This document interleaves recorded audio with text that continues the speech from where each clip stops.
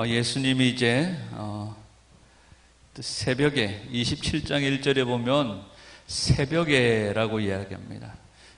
원래 원어에 보면 이른 아침이라는 그런 의미를 가지고 있습니다. 가룟 유다가 예수님을 팔려고 마음을 먹었던 때가 저녁입니다.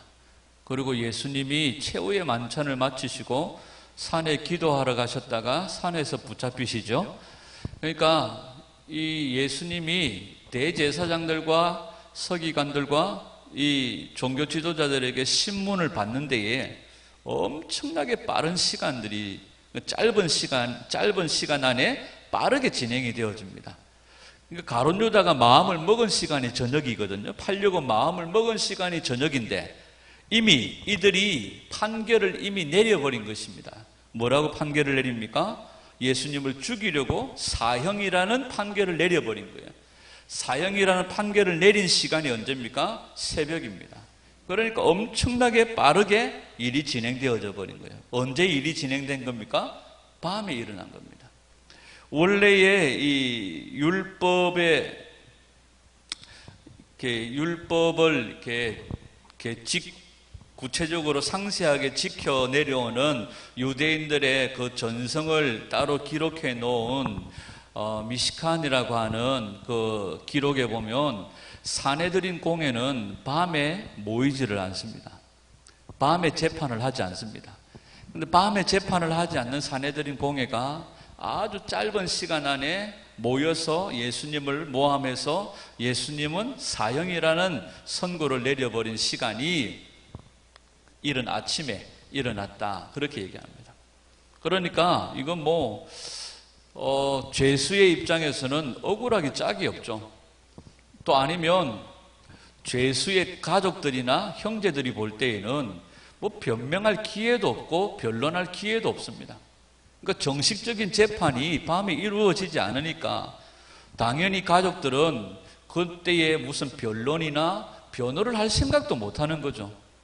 아니, 금방 잡혀갔으니까 변호사를 예를 들면 우리 입장으로 생각하면 금방 밤에 같이 밥 먹다가 기도하러 갔다가 잡혀가 버렸어요. 그러면 이리저리 알릴 시간도 없잖아요.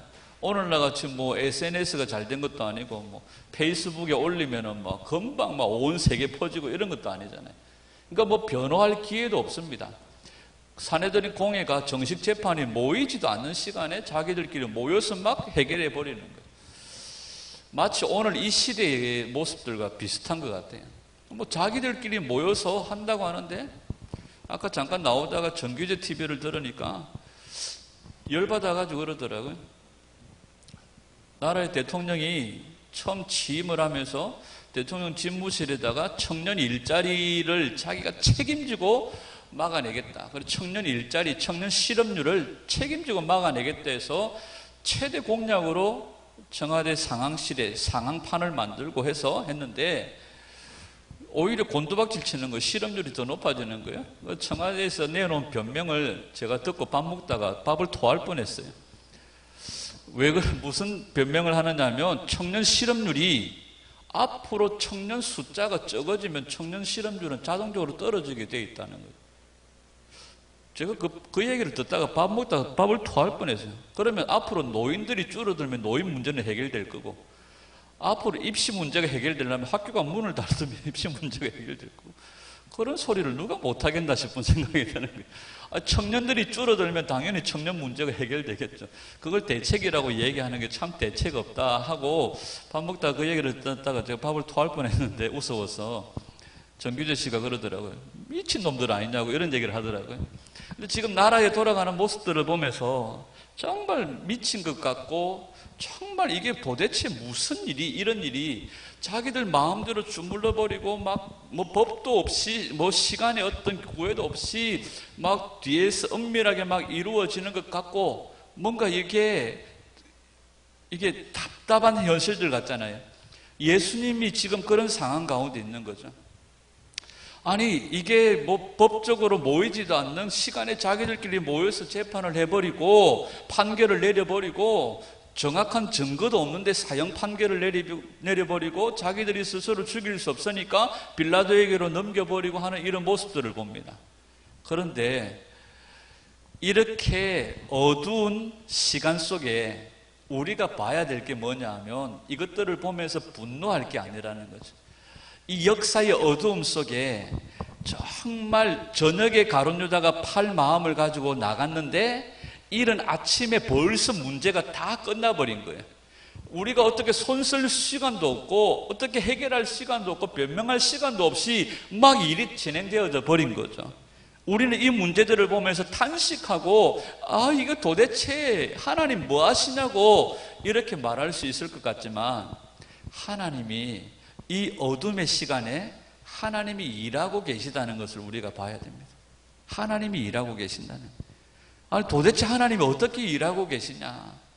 하나님께서 이 예수님을 십자가에 넘기는 일에 이들은 짧은 시간에 저녁에서 이른 아침까지 꼬작 해봐야 한 대여섯 시간 만에 예수님을 잡아 죽이고 십자가에 넘기는 것처럼 보이지만 하나님은 이미 오래전부터 예수 그리스도를 죄인들을 위하여서 화목제물로 십자가에 내어 죽게 하심으로 인류의 죄인들을 구원하시기로 하나님이 작정하신 하나님의 일하심과 계획하심이 여기에 세세하게 담겨져 있다는 거예요.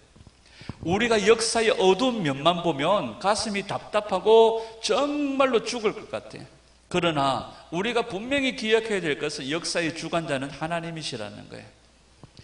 누구의 손에 역사가 놀아나는 것이 아니라 하나님께서 계획하시고 이끄시고 인도해 가신다는 거예요. 우리가 기도할 때 하나님께서 움직이시고 일하시고 역사하신다는 거죠. 하나님은 특별히 예수님을 통하여 인류를 구원하시고 죄인들을 구원하시는 그 계획들은 어느 순간에 우발적으로 생긴 것이 아니라는 거죠. 가룟 유다가 예수님을 은 30에 팔았습니다.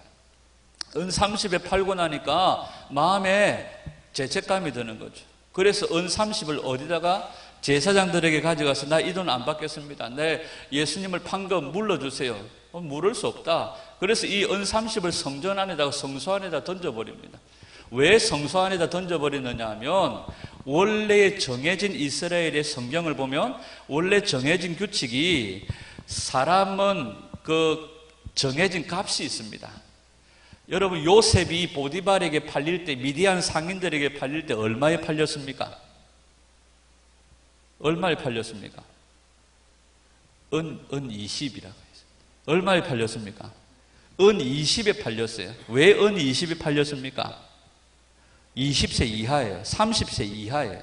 30세 이하는 그 정해진 몸값이 은 20이에요. 예수님은 왜 은 30에 팔렸습니까? 예수님은 30세 이상입니다. 30세 이상은 은 30의 몸값이 정해져 있는 거예요. 그래서 성소에 각 사람은 그 헌신한 대로 몸값을 성소에다가 바치면 성소에다가 그 요시야 시대에 보면 각각 자기의 몸값을 성소에다가 바치면 제사장들은 그 몸값을 받아가지고 뭐 하는 데 쓰느냐 하면 성전을 보수하고 성소를 다시 보수하는 일들에 씁니다. 그래서 사람에게는 몸값이 정해져 있어요. 저와 여러분들은 은 30에 몸값이 정해져 있어요. 그래서 오늘 본문에 보면 9절에 뭐라고 얘기합니까? 이에 선지자 예레미야를 통하여 하신 말씀이 이루어졌나니 일렀으되 그들이 그 가격 매겨진 자, 그러니까 몸값이 매겨져 있다는 거예요. 예수님은 은 30이라는 몸값이 이미 매겨져 있는 거예요. 이거에 누구를 통하여 이미 말씀되어졌습니까? 선지자를 통하여 말씀되어졌습니다. 누구 선지자라고 얘기합니까? 예레미야를 통하여서 말씀했다고 하는데 사실 마태가 왜 예레미야라고 했는지 모르겠어요. 예레미야가 이 말을 한 적이 없어요. 예레미야가 이 가룟 유다가 팔게 될 것을 잠깐 지나가는 말로 언급을 한 적이 있습니다. 예레미야 18장인가 보면.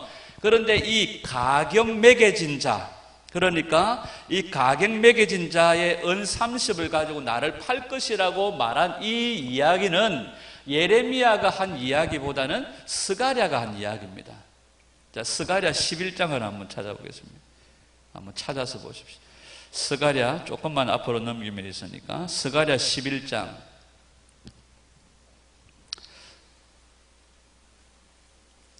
1 12절 13절.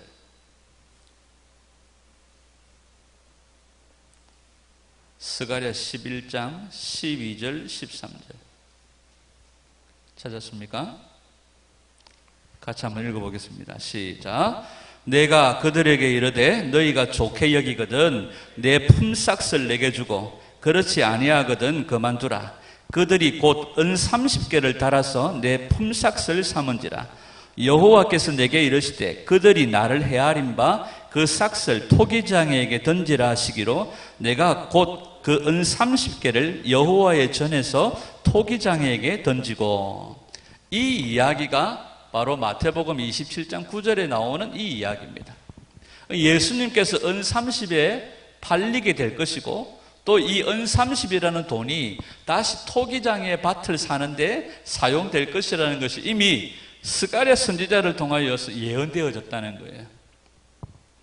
자, 예수님은 우발적으로 팔리시고 우발적으로 죽으시고 우발적으로 갑자기 이렇게 진행되어진 것이 아니라 예수님은 이미 말씀하셨죠. 요한복음 5장에서도 성경에 누구에 대하여서 기록하고 있다고 말합니까? 예수님 당신에 대하여서 성경이 기록하고 있다고 말하고 있고요. 창세기부터 계시록까지 누구에 대하여서 말씀합니까? 예수님 당신에 대해서 말씀하고 있는 거죠.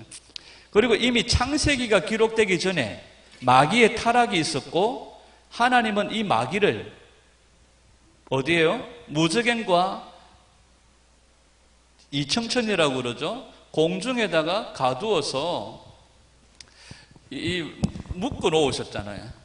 어둠의 땅에 무저갱에 묶어 놓으시고 공중 권세 잡은 자로 공중에서 활동하도록 묶어 놓으셨잖아요. 그런데 이 일들이 언제 일어난 겁니까? 이 세상이 지어지기 전에 이미 타락이 있었잖아요. 그러니까 하나님께서는 이미 우리가 생기기 전에 예수 그리스도를 통한 우리를 향한 구원 계획이 이미 있었다는 거죠. 에베소서 1장에도 보면 이미 하나님께서 예정하시고 하나님께서 우리를 구속하시기로 작정하셨다고 이미 말씀하고 계신다는 거죠. 그러니까 이들이 어둠 속에서 예수님을 팔고 죽이고 사형이라는 이 언도를 내리는 일에 불법을 저지르고 순식간에 이 일들을 만들어버렸지만 하나님은 이 어둠의 세력들을 완전히 꺾어버리시고 인류를 구원하실 계획을 이때에 만드신 것이 아니라 이미 창세전에 이 구원 계획을 가지고 계셨다는 거예요. 그리고 이미 예수님 그분의 몸값이 정해져 있었고요. 그리고 그가 팔릴 것들이 다 정해져 있었고 그 몸값이 토기장의 밭으로 살 것까지 다 정해져 있었다는 거죠. 그러니까 우리가 순간 우리 앞에서 일어나는 어둠의 세력들의 득세를 보면서 답답해하거나 가슴 칠 이유가 없다는 거예요. 역사의 주인공이 하나님이시니까 우리가 하나님께 이 말씀에 기록되어진 말씀을 붙잡고 약속을 붙잡고 기도하면 역사의 주인공이신 하나님께서 어둠의 세력들을 꺾으시고 십자가에서 영원히 죽어 땅에 묻힌 것이 아니라 음부의 권세를 이기고 부활하셔서 성천하셔서 우리에게 뭘 주십니까? 자녀의 권세를 주시는 거죠. 그 권세를 가지고 예수님이 마귀를 이기셨던 것처럼 우리도 이기게 된다는 겁니다. 이것이 우리에게 주어진 하나님의 권세입니다. 이것이 우리에게 주어진 하나님의 능력입니다. 그러니까 우리가 지금 이 시대에 일어나는 일들을 보면 답답하죠. 가슴이 아프죠. 그러나 믿음의 성도들은 반드시 승리할 것을 믿으며 기도의 끈을 놓지 않는 겁니다. 하나님을 움직이는 겁니다. 하나님께서 역사의 주인공이시기 때문입니다. 아멘. 자, 그 다음에 한 가지 더 보겠습니다. 자, 가룟 유다가요, 예수님을 팔고 난 다음에 3절에 보면 그때에 예수를 판 유다가 그의 정죄됨을 보고 스스로 뭐였다고 말합니까? 뉘우쳤다고 얘기를 해요. 스스로 뉘우쳤다. 이 뉘우쳤다는 이 말이 회개라는 말과 동의어로 쓰여질 때가 많이 있습니다. 회개. 그런데 이 단어는 조금 다릅니다. 회개라는 단어는 앞장에 마태복음 26장에 베드로가 닭이 3번 울고 난 다음에 통곡하면서 하나님 앞에 회개하는, 예수님께 회개하는 장면들이 나오죠. 이 메타노에오라는 단어가 회개라는 단어입니다. 이 회개라는 단어는 전인격적인 완전한 변화를 이야기합니다. 그런데 오늘 이 가룟 유다가 보여주는 이 뉘우침이라고 하는 이 말은 뭐냐 하면, 회개라는 말과 동의어로 쓰여지기는 하지만 메타몰레온가, 제가 기억이 안 나는데 메타몰레온가 해서 이건 감정적인 변화입니다. 아, 내가 잘못했지. 이거하고 전인격적으로 완전히 뉘우치고 돌아서는 것하고는 완전히 다릅니다. 아, 내가 그러면 안 되는데. 이거 회개 아닙니다. 이건 뉘우침입니다. 이건 감정적인 변화입니다. 회개는 완전히 전인격적으로 거기에서 돌아서는 겁니다. 그래서 이 가룟 유다와 26장에 나오는 베드로의 회개는 완전히 다른 거죠. 그래서 결과가 틀립니다. 베드로는 전인격적인 변화로 심히 통곡하며 자신의 죄를 뉘우치고 삶이 이어졌습니다. 그런데 가룟 유다는 그냥 감정적인 변화로 스스로 뉘우치고 좌절하고 스스로 목숨을 끊어버렸어요. 그래서 우리 삶에 있어서 회개라고 하는 것은 전인격적인 변화로 나아가는 겁니다. 그냥 뉘우침으로 끝나는 감정적인 변화가 아닙니다. 우리가 짤막짤막하게 예를 들어서 예배를 드리다가 찬송을 드리다가 예배를 드리다가 감정적으로 우리가 죄를 깨닫게 될 때가 있습니다. 근데 성경은 깨닫는 것을 말하지 않고 회개하고 돌이키라고 말하는 거죠. 그리고 회개하고 죄 사함을 받으라고 말합니다. 그래야 성령을 선물로 받는다고 말하죠. 그래서 예수님께서 오셔서 처음 선포하셨던 회개하라, 천국이 가까이 왔느니라 할 때 회개는 메타노에오입니다. 전인격적인 변화입니다. 내가 완전히 죽고 예수 그리스도가 주인으로 내 안에 들어오셔서 통치하시고 다스리시는 영역의 변화입니다. 그건 감정적인 변화가 아니죠. 그래서 이 가룟 유다가 스스로 뉘우쳤다 하는 이것은 그냥 감정적인 변화죠. 그래서 결국 이 가룟 유다가 스스로 목숨을 끊어버리고 죽음으로 선택합니다. 요즘에 우리 예의가 그러더라고요. 연예인들이 하도 자살을 많이 하잖아요. 자살을 많이 하니까 이 자살까지도, 이 마귀 새끼들이 자살까지도 미화를 시켜요. 그래서 여러분, 연예인들이나 가수들이 스스로 목숨을 끊고 자살할 때에 한번 기사를 잘 보세요. TV 기사나 신문 기사를 보면 자살이라는 단어를 안 쓴대요, 요즘에는. 자살이라는 단어를 안 쓰고요. 그냥 유명을 달리했다, 죽었다, 이렇게 하죠. 요즘은 일본에선가 어디서는 자살이라는 말을 안 쓰고요, 자사라는 말을 쓴대요. 그러니까 죽음도 내가 스스로 선택할 수 있다. 그러니까 자살이라는 말은 자기 자신을 향한 살인행위잖아요, 그죠? 그런데 그런 말을 안 쓰고 자사라고 해서 스스로 죽음도 내가 선택할 수 있다. 근데 여전히 죽는 데까지도 자기가 주인인 거예요. 죽음마저도 내가 선택할 수 있다. 이런 식으로 자살을 미화하는데, 자살은 절대로,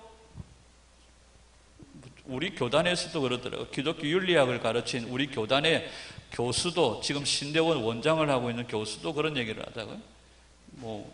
자살에 대하여서, 자살한 사람들의 구원에 대하여서 우리가 왈가왈부할 게 없고 구원 문제는 하나님의 손에 달려있고 어쩌고 저쩌고 이런 얘기를 하는데, 그러면 우리가 가룟 유다도 그렇게 봐야 되는 겁니까? 그런 식으로 접근을 하면 안 된다고 봅니다. 아닌 건 아닌 거거든요. 자, 오늘 이 가룟 유다가요, 스스로 목숨을 끊어버린 이 행위들 다 피해갈 수 없는 죄악들입니다. 하나님은 회개하고 돌이키고 죄사함을 받고 뭐 하기를 원하십니까? 살기를 원하시는 거예요. 주님은 우리를 살리시기 위해서 스스로 죽음의 자리로 내려가셨습니다. 그래서 회개하라 천국이 가까이 왔느니라. 뭐 하시려고요?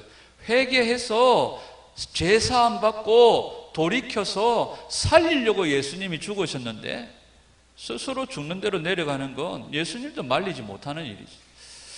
오늘 우리가 이 세상에 일어나는 죄악의 문제들을 아름답게 포장할 이유가 없습니다. 아닌 건 아니라고 교회가 말할 수 있어야 된다고 볼 수 있습니다. 자, 우리가 회개, 뭡니까? 감정적인 변화가 아닙니다. 전인격적인 변화예요. 삶의 완전한 변화, 생각의 변화, 삶의 변화, 완전히 돌이키고 다시는 개가 토한 것처럼, 토한 것을 도로 먹는 것처럼 다시 그 자리로 내려가는 것을 성경은 완전히 아니라고 말씀하시는 거예요. 그래서 전인격적인 변화로 나아가야 됨을 우리에게 가르쳐주고 있는 한 장면이 또 이 장면이라고 말할 수 있습니다. 그리고 이것이 성소에 던져진 것이 원래는 성소에 이 사람의 몸까지 성소에 들어와서 성전을 보수하는 일에 썼는데 이 제사장들이 이 돈은 좀 핏값이라 성전고에 넣어둘 수 없었다. 그래서 나그네의 묘지를 샀다. 이렇게 얘기하는 장면들입니다. 자, 오늘 우리가 이걸 통하여 두 가지를 한번 결론을 지으려고 합니다. 자, 어둠의 세력들이 자기들이 주인인 것처럼 득세하고 순식간에 자기들 방식대로 일들을 진행하는 것 같고 정말 하나님이 아무것도 안 하시는 것 같지만 전혀 그렇지 않다는 거예요. 이들이 움직인 시간은 고작 밤 대여섯 시간이지만 하나님은 이 일들을 통하여 인류를 구원하시기 위해서 창세전부터 계획을 가지시고 일하고 계시며 이 이후에도 하나님은 예수 그리스도를 믿는 자들을 돌이키시고 구원하시기를 기뻐하시는 역사의 주인이 하나님이시며 오늘도 이 어둠의 세력들을 향하여 두 손을 들고 기도하는 성도들의 기도를 들으시고 오늘도 이 어둠의 세력들을 물리치시고 이기시고 승리하신 우리 주님이 오늘 성도들에게도 이김을 주시고 승리를 주시는 역사의 주인이신 하나님이심을 믿습니다. 그러니까 우리가 좌절할 필요가 없어요. 우리가 주님 앞에 부르짖고 기도하면 하나님께서 이루시고 행하시고 역사하시는 줄 믿습니다. 또 한 가지, 이 가룟 유다가 그냥 감정적인 변화로 끝났는데요. 오늘 우리가 설교를 들을 때도 마찬가지입니다. 말씀을 들을 때도 마찬가지고 우리가 찬양을 할 때에도 예배를 할 때에도 하나님이 주시는 은혜 앞에 우리가 순간적인 감정적인 변화, 참 좋다, 그냥 감정적인 만족으로 끝나버리면 안 됩니다.